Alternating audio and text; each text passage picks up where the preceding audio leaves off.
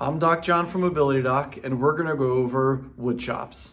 The wood chop exercise gets its name because you're mimicking the movement that you would do if you were to have, say, an axe in your hand and chop down a tree. But because obviously we're not chopping down a tree, it's a little bit harder to picture that sometimes. And also it's a little easy to get sloppy with the movement. What's important to remember is that this is a core exercise with a lot of moving parts. Your posture and the way that you're moving is very important, otherwise you won't get the benefit you should out of this. What we're gonna start with is positioning. Your feet should be a little bit wider than hip width apart. It's important not to have a very narrow stance. Pretend for a moment you have some weight in your hands. What you're gonna do first is you're gonna wind up. So with your feet a little bit more than hip width apart, you're going to bring your hands up to the side of your head, rotating through your hips and through your core and your trunk.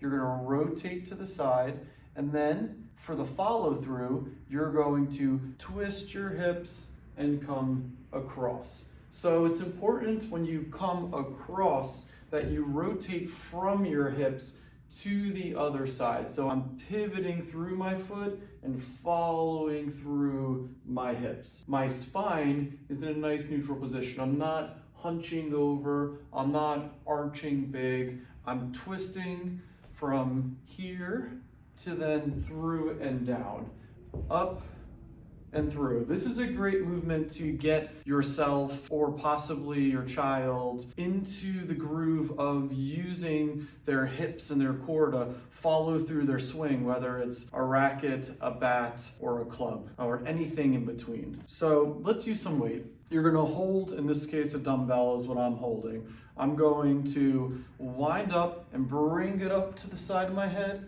and then I'm gonna follow through and across. So up and down, swinging through my core, using my hips and my abs while maintaining good posture. The heavier you go, the more you have to control this swing with your body. Remember, don't just use your arms to chop through. You need to swing through your hips and come through. So up and down. Do about 10 reps in each direction. Work on getting comfortable to use weight. If you have some back pain, it's most likely the case that you're overarching at the top or you're rounding as you come through. Don't lose your spine's position.